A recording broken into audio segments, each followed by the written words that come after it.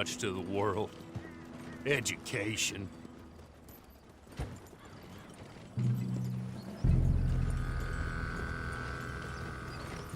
Good day, gentlemen. Oh, Don't do anything stupid. Nobody gets shot. Act like fools, and the pair of you will be dead within a minute. Now, what are your names? Jenkins and Milliken. Well, Mr. Jenkins and Mr. Milliken, throw your guns to the ground and get on down here. That's it. Very glad to meet you. It's not worth being rash. You boys get paid a salary. You get that salary whether these people escape or not. Your wives presumably want you alive. Let them out. Now, please. Okay, okay. You all run away. Aside from you. Try to stay out of trouble. This is a stroke of good fortune for all of you. Use it. Now, Mr. Jenkins and Mr. Milliken, be so kind as to quickly run away before somebody gets shot entirely unnecessarily. Go on, don't look back. Mr. Wendt, I believe it was $50 we agreed on. It was. Here's 50 each. Each? Yes. Now get out of here, both of you. My employer and I appreciate your professionalism. All we did was stand there and look tough. And you did it fantastically well. Good day, gentlemen. Now, ma'am, how about you pick up these guns and we move out? My mistress is waiting for us.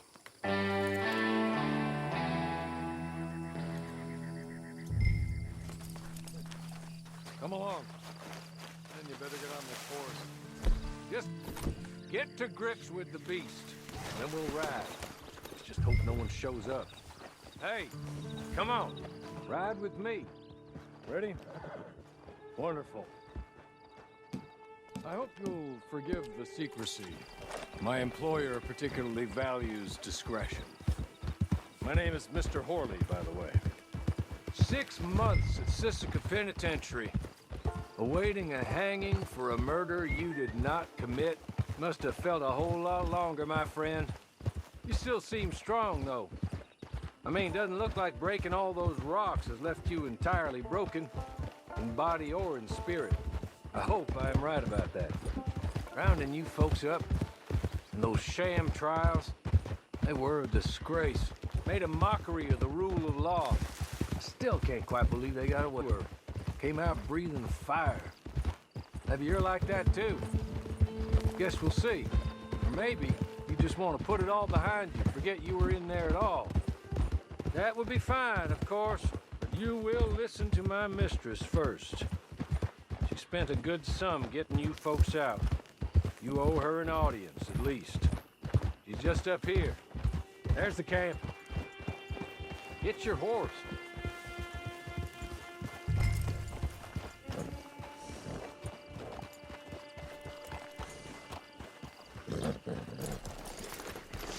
Tie it here.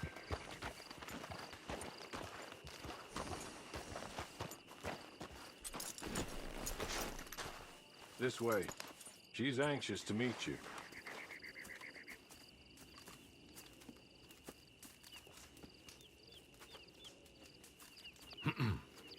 Madam, we're back.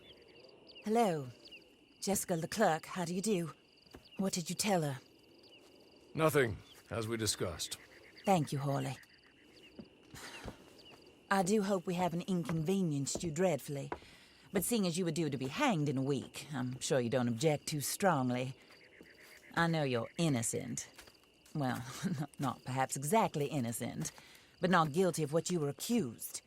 I know you and those who were with you that died were little more than patsies, and that you were set up by one of 3 men or a woman, possibly by all of them. I can't be sure, but that is all I know so far. And one of these people also made Mrs. Leclerc a widow. And I will avenge my husband's death, so help me God. But I will not avenge it upon them who did not cause it, or caused it unwittingly. Anyway, I'm sure this is all a touch confusing and melodramatic. Where are my manners? Horley, please show our guests to their tent and give them some... You'll find a change of clothes in there, alongside a few other items you might need, a lasso, a knife, and a lantern, I believe.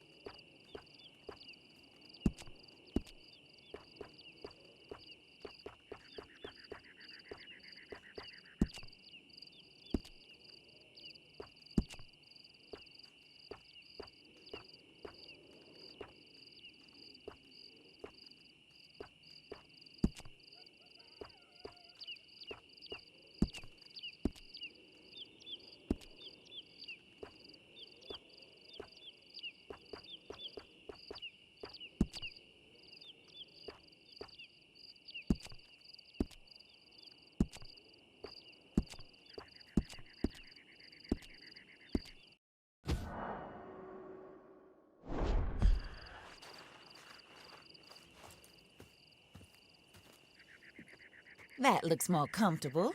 Hawley, Here, madam. your very good health. I suppose it beats dying, Mrs. Leclerc's husband was murdered by one of his business partners. And I intend to find out which one. Or rather, I intend for you to find out. And kill them. You're the only person I could possibly trust to do whatever it takes. Because you and your accomplices, you're the only other victims of their lies still alive. You see, you walked into the town at approximately the same time my husband was shot in the back, but by another gun, firing different bullets to those you possessed when you were arrested. These bullets, this was their mistake. You were rounded up and sentenced to death, all because you came to town and didn't talk too much and seemed like you were nasty. Anyway, here they are, the people who run Blackwater. Mr. Jeremiah Shaw, banker, real estate speculator, and crook. Mr. Amos Lansing, ranch owner, speculator, and crook. Mrs. Grace Lansing, his wife, society patroness, lover of the arts, crook, and my former best friend. Teddy Brown, her disgraced brother, outlaw, wanted man, and still in contact with them.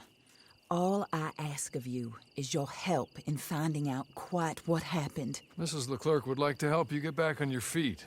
Get back to work. Whatever your work may be, I don't judge. You want to rob? Rob. You want to save innocent folk? Do that as well. But you need me just as much as I need you. I think we all understand each other. I hope we do. Good. I look forward to rewarding you for killing those who made me a widow. My husband was a true believer in this country and in the West. He was killed for greed.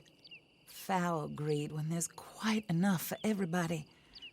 I don't care what your scruples are as to killing. I will take the full burden of that sin upon my shoulders. Goodbye, for now. Then Hawley, go introduce her to nice Mr. Cripps. I think you'll like Cripps well enough. He's long past his prime, of course, but he hasn't gone entirely crazy just yet. And he will help you, better than most of his ilk. Cripps! Get up! Hello, partner. Harley. This is your new boss. Oh, pleased to meet you, partner. J.B. Cripps at your service. We'll pay to get your camp established.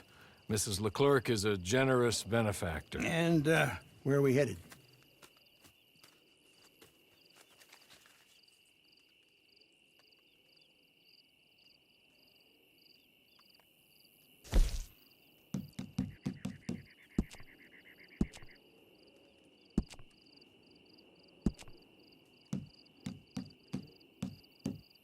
Oh, and, madam, while Cripps is establishing your camp, perhaps you can go to the station and see the clerk, then head to see Clay Davies. He's a horse thief and, not a terribly nice one. Then meet Cripps back at your camp. See you shortly, boss. Good luck.